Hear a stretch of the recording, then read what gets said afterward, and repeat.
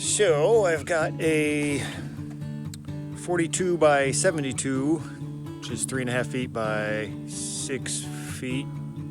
Mathing is hard. Yes. River table I'm going to be doing here. I'll walk you through the entire process. All right. So have fun and enjoy my struggles of getting the slabs out of the container and onto the flattening jig. This should be fun.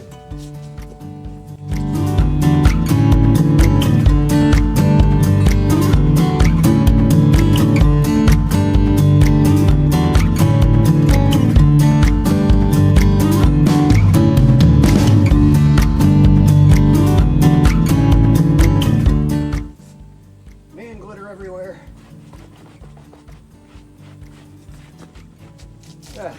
Well, that's one of two beautiful spalted maple slabs that I got from my slab supplier, JC Brotzman. He's also on Facebook. He's got some beautiful stuff. He also does woodworking. Whew. All right, one down. Now I just got to get her flattened. All right, well, before flattening, I thought it's a lot easier to cut the slabs down to size, rough size of what you want, and then flatten them. That way there's a lot less waste, because if there's cupping or whatever on the boards, or on the slabs. So just got to go ahead for this layout, and right in there will be the river, and you can see the fancy blue chalk line that I drew with my daughter's street chalk. Tough for me to say. So I'll get this cut up and then I'll flatten it, get it in the form. Now to go grab the track saw.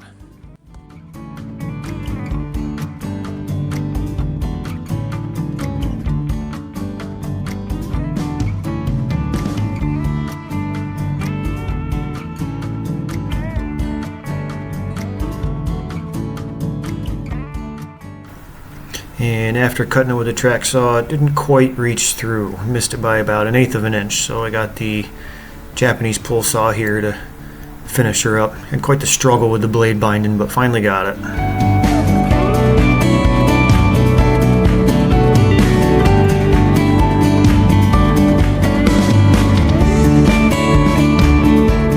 But the slabs were cut to size. I could flatten each one to make it nice and uniform.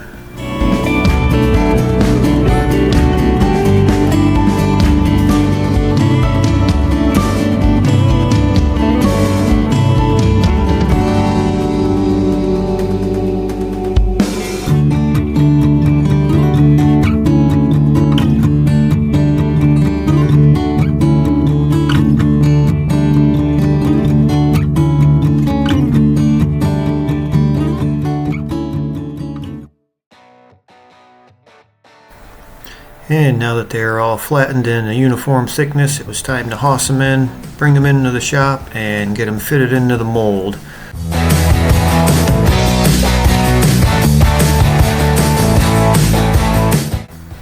And with a little bit of persuasion, they went in nice and snug. Just got to pull it back here up to the other edge of the form, take a breather, and move on to the next step.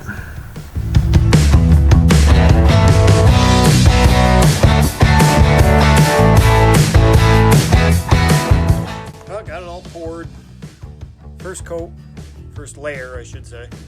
Now I gotta let that cure, and then we'll sprinkle the bullet casings on the river, and then do another pour, and then wait for that to stiffen up, put some plastic over it, and you'll see how I do it. But anyways, it is 8:50. I think it's time for me to go home and go to bed.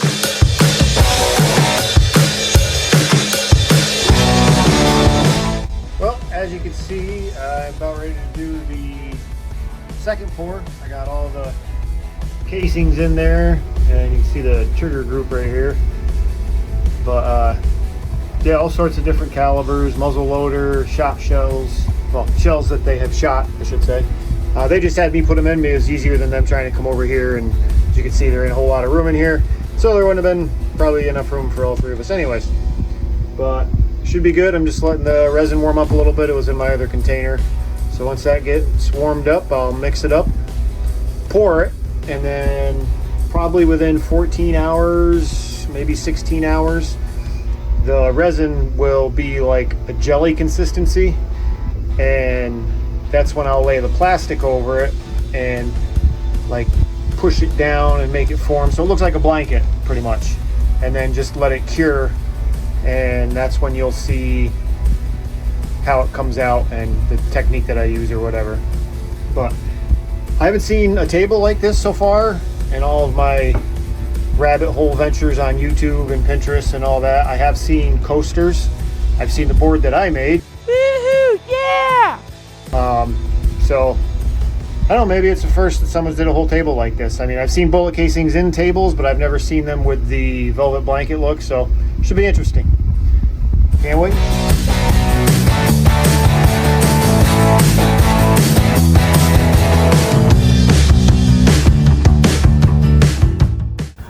And here I'm just explaining how, while the resin was still liquid, I had used this little stick here to flip the casings up in order to allow the resin to fill them up so they wouldn't float. And after the resin partially cured, you can see how I put the plastic over it. So I already took the plastic off. That was bare. It got folded up and you got to chisel it out or else you'll see the plastic. But now I am painting the mica powder on. You can see there's the shells and stuff underneath there. And all you do is take this and take the powder and brush it on. You can see how it covers it up. Make sure you get all the spots, and then you go back around and hit all the white spots. Yeah, then after you do that, you pour black on top. That way when you're looking down at it, you see the red, and that black really makes the red pop a lot more. So yeah, we're gaining, but just about got her done. You look real close, you can see how it looks like a red velvet blanket. Pretty neat. Yeah. Keep on going and then doing the last pour finally. And that was with the black resin poured for the final layer, and it was out to the flattening jig, get it all flattened up again. Makes a heck of a mess. And then it was back inside to start sanding all the way up to 2000 grit, and then welded the legs together, got them mounted, and then it was ready to be delivered.